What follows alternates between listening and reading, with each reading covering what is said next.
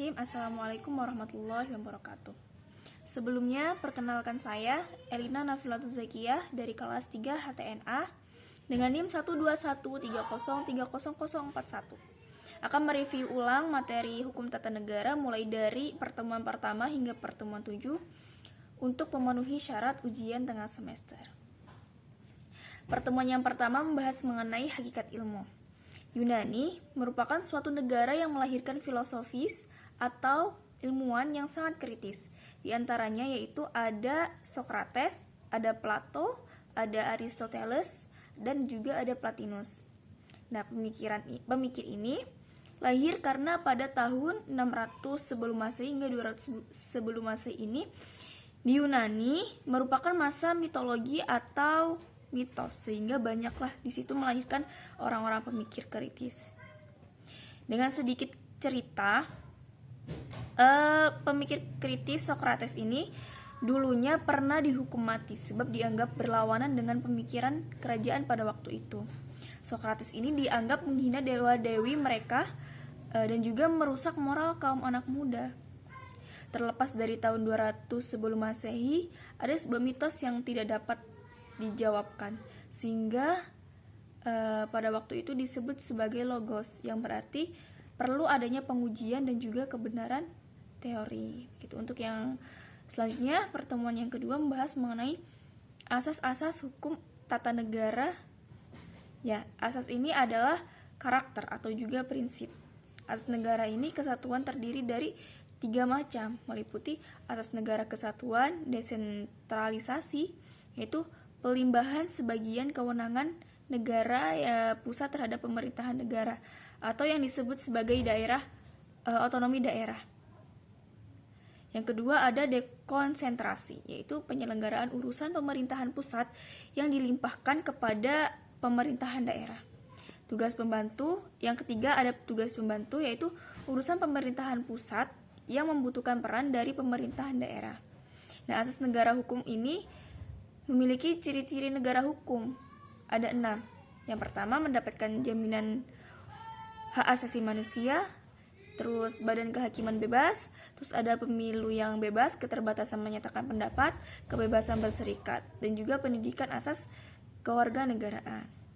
Nah, asas demokrasi indikator asas demokrasi ada 6, yaitu ada penyelenggaraan kekuasaan berasal dari rakyat, penyelenggaraan kekuasaan secara bertanggung jawab, adanya partisipasi langsung atau tidak langsung, rotasi kekuasaan, pemilu, kebebasan dijadikan hak-hak dasar bagi manusia. Nah, bentuk negara hukum ini terdiri dari 2, yaitu formal. Yang pertama ada formal, meliputi individualisme, yaitu negara memberikan kebebasan terhadap rakyatnya untuk melaksanakan kehidupan. Gitu. Seperti Amerika yang menganut sistem liberalisme, yakni memberikan kemerdekaan terhadap rakyatnya. Terus yang kedua ada negara penjaga malam, yaitu negara yang hanya sebagai penjaga malam saja, yang datang ketika dibutuhkan saja. Terus ada monopoli, peran negara sangat dominan dan mengatur hingga hal-hal yang sangat detail. Material, meliputi kolektif, yaitu negara hukum yang bersifat konsensus untuk menciptakan keadilan antara pemimpin negara dan rakyatnya guna mencapai cita-cita, yaitu keadilan. Nah, dominasi negara yakni tidak memberikan ruang politik terhadap rakyatnya dan memaksa rakyatnya untuk mewujudkan keadilan. Welfare state yaitu cita-cita ideal yang mewujudkan kesejahteraan dalam negaranya. Selanjutnya, untuk pertemuan yang ketiga itu membahas mengenai tipe dan bentuk negara kesatuan. Oke, negara kesatuan ini memiliki ciri vertikal, manajemen seperti kerajaan di Inggris dan juga Jepang. Ya, kalau yang representatif itu terpusat seperti negara Swedia, Spanyol, dan juga Denmark. Untuk unification model itu seperti Belanda. Kalau mixed model itu seperti Perancis. Nah, karakter dari negara kesatuan yaitu satu konstitusi yang berlaku, terus satu pemerintahan di tingkat pusat, terus satu kewarganegaraan, satuan pemerintahan lokal yang merupakan subdivi pemerintahan pusat, itu serta dominasi pusat. Untuk negara bagian ini memiliki sifat perasaan sebangsa di antara kesatuan politik yang hendak membentuk federasi, keinginan untuk membentuk ikatan yang terbatas dari negara bagian, yaitu satu wilayah negara terbatasi oleh negara-negara bagian seperti Amerika. Kedaulatan ganda hubungan antara pemerintahan federal dengan pemerintahan daerah bersifat koordinatif atau kooperatif. Kooperatif itu kewenangan yang bersifat eksklusif. Susunan pemerintahan, kewenangan untuk mendapatkan perpajakan, kebutuhan kerjasama yang sangat amat minimal. Untuk pertemuan keempat ini membahas mengenai bentuk dan juga sistem pemerintahan. Nah, bentuk pemerintahan menurut Aristoteles itu yang pertama autokrasi. Bentuk pemerintahan yang dipimpin oleh raja atau kerajaan yang tidak dapat diganggu-gugat. Yang kedua ada oligarki. Pemerintahan yang dijalankan oleh beberapa orang yang berkuasa dari golongan tertentu. Terus selanjutnya ada monarki. Monarki itu pemerintahan yang dipegang oleh raja atau juga ratu hingga akhir hayat. Perbedaan autokrasi itu tidak seluruhnya mengenai raja, namun sifatnya hampir mirip dengan monarki. Gitu ya. Untuk republik, pemerintahan ini yang dijalankan oleh kedaulatan rakyat. Dampak dari adanya pemerintahan republik ini, monarki apabila merosot akan mengalami despoti atau tirani. Dampak dari aristokrasi apabila merosot akan mengalami oligarki atau plutokrasi gitu ya. Dampak dari politeia atau pemerintahan secara langsung itu apabila merosot akan mengalami demokrasi. Nah, siklus teori pemerintahan monarki ini atau kekuasaan yang dipegang oleh satu orang dengan kepentingan keluarga. Tirani ini diperintah oleh satu orang, namun memiliki sifat sewenang-wenang dan merupakan bentuk pemerintahan yang sangat jelek. Untuk aristokrasi sendiri bentuk pemerintahan yang dipegang oleh sekelompok cendekiawan demi kepentingan umum. Terus ada oligarki. Oligarki ini kekuasaan yang dipegang oleh beberapa orang yang memiliki kepentingan. Yang terakhir ada demokrasi, pemerintahan yang dijalankan oleh rakyat dan memiliki kepentingan untuk rakyat. Gitu ya. Sistem pemerintahan menurut Mahfud itu merupakan sistem hubungan dan juga tata kerja antara lembaga-lembaga negara.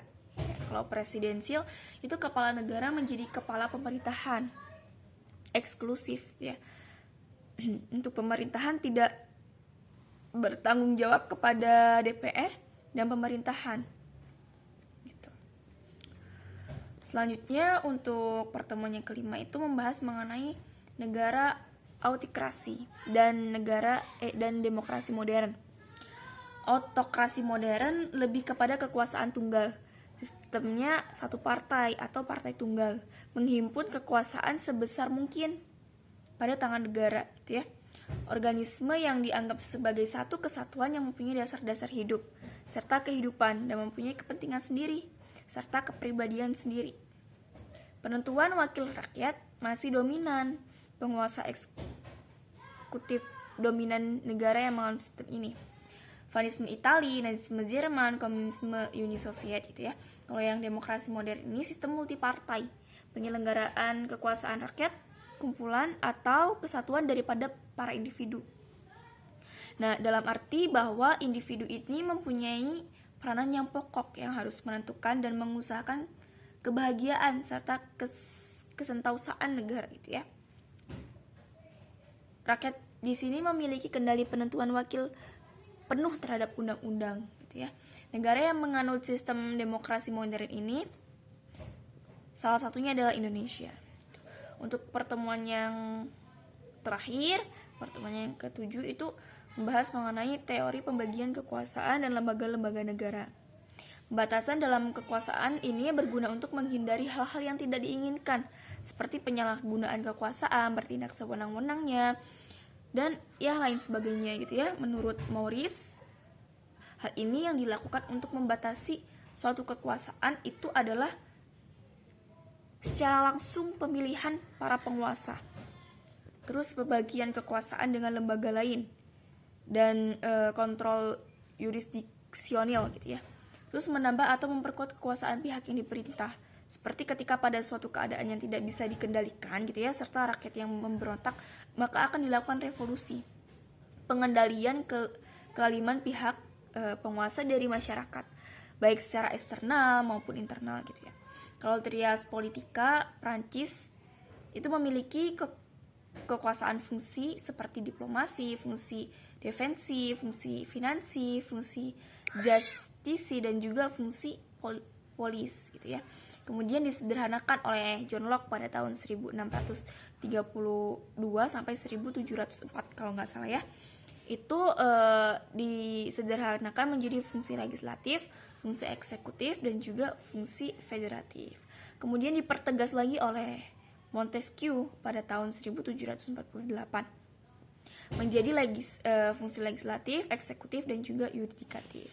Karakter lembaga yang dijadikan sebagai pembagian kekuasaan tersebut, karakter eksekutif itu kekuasaan membuat undang-undang atau rule making function, terus presiden, kesatuan kerja, pemerintah. Terus yang kedua, legislatif itu kekuasaan melaksanakan undang-undang atau rule application function seperti DPR. Terus yang terakhir ada lembaga yudikatif. Ini kekuasaan mengadili atas pelanggaran undang-undang atau rule ejection function ya, kehakiman gitu. Sekian review materi hukum tata negara dari pertemuan pertama hingga pertemuan ke-7. Sekian, wallahul muwaffiq ila aqwamit thoriq. Wassalamualaikum warahmatullahi wabarakatuh.